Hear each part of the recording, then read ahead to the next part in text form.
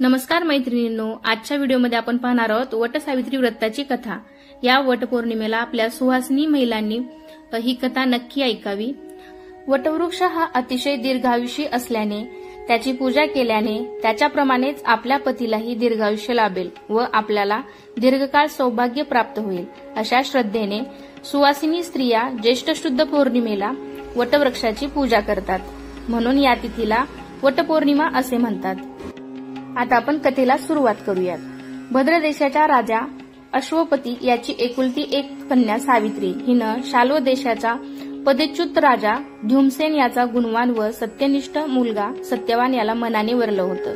ही गोष्ट नारद मुनींच्या कानी जाताच ते तिला भेटून म्हणाले, सावित्री, ज्याच्याशी तू लग्न करू इच्छितेस तो सत्यवान जरी अतिशय गुणवान असला तरी एकतर त्याचा पिता धुमसेन हा वृद्ध व अंध असून त्याचे राज्य शत्रूने बळकावले असल्याने तो आपल्या कुटुंबासहित वनात दिवस कंठीत आहे। त्यामुळे सत्यवानाशी तू लग्न केलेस तर तुला वनातील खडतर जीवन जगावं लागेल। पण त्याही पेक्षा महत्वाची गोष्ट अशी की सत्यवानाला आजपासून बरोबर 1 वर्षाने मृत्यू येणार आहे। तेव्हा अशा वनवासी व अल्पायुषी तरुणाशी लग्न करण्याचा विचार तू मनातून काढून टाक। नारद मुनींचे हे सांगणे सावित्रीच्या आई वडिलांनी उचलून धरले व तिचे मन वळवण्यासाठी त्यांनी तिला बरेच सांगून पाहिले, परंतु सावित्रीचे म्हणणे एकच, दुर्गुणी किंवा गुणाहीन पतीचा वैभव संपन्न सहवास जरी दीर्घकाळ लाभला तरी त्या आयुष्याला गोडी नसते।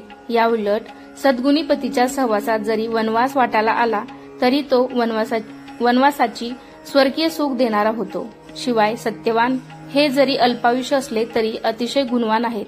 तेव्हा त्यांची पत्नी होण्याचं जरी मला 1 वर्षभरच सौभाग्य लाभलं तरी त्या सुखद स्मृतीवर मी माझं उरलेलं आयुष्य समाधानात घालवीन।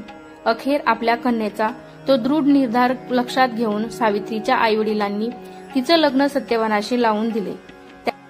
त्याच्या सहवासात सावित्री त्या वनातही अत्यंत आनंदात राहू लागली व आपल्या वृद्ध सासू सासऱ्यांची सेवा करून त्यांनाही आनंद देऊ लागली। ज्या दिवशी वर्ष पूर्ण होणार होते त्या दिवशी सत्यवान यज्ञासाठी समिधा आणण्याकरिता हाती कुऱ्हाड घेऊन लगतच्या वनात जायला निघाला।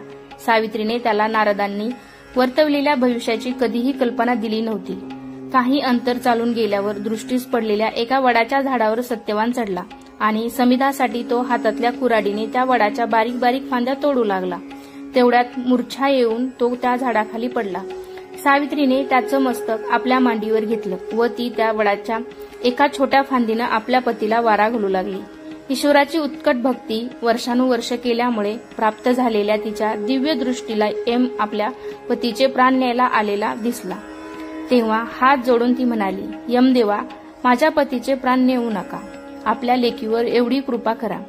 तिचं ते आर्जवी बोलणं ऐकून यम तिला म्हणाला, मुली, तू हे एक मागणं सोडून इतर कुठल्याही 2 गोष्टी माझ्याकडे माग, मी त्या तुला देईन।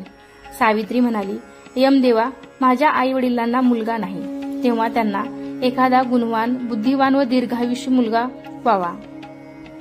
यमदेवाने तथास्तु म्हणताच सावित्री म्हणाली, आणि माझे दुसरे मागणे हे आहे की राज्यावर बसलेल्या माझ्या सासऱ्यांना आपला नातू पाहायला व खेळवायला मिळावा।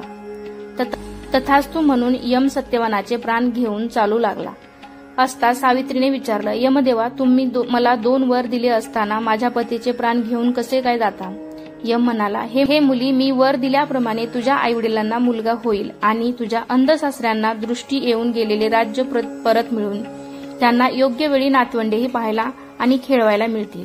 सावित्रीने विचारले, पण यमदेवा, माझे पती हे माझ्या सासू सासऱ्यांचे एकटेच पुत्र असताना व त्यांना दुसरा मुलगा व मुलगी नसताना त्यांचे प्राण असे हरण केल्यास माझ्या सासऱ्यांना नातवंड कसे पाहायला व खेळवायला मिळणार? सावित्रीने मागितलेला दुसरा वराला तथास्तु म्हणजे तसं हो असे म्हणण्यात आपण चूक केली ही गोष्ट यमाच्या लक्षात आली।